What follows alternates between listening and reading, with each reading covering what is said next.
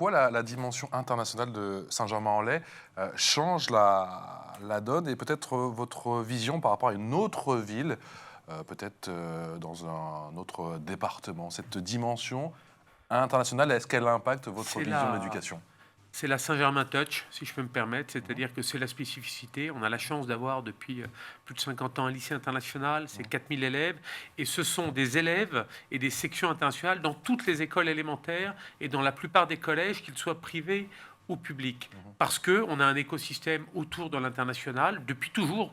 Pas depuis 50 ans, depuis des siècles, depuis le temps où Saint-Germain accueillait la cour des rois et les ambassades internationales. On a beaucoup d'enfants d'expatriés ou de retour d'expatriation.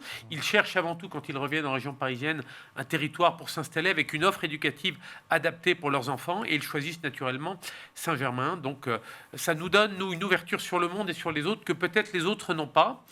Saint-Germain, c'est une ville un peu ouverte, bienveillante. J'ai tendance souvent à la comparer à Angers. Voilà, c'est cette douceur de vivre. Ouais. C'est la petite Angers de l'Ouest francilien.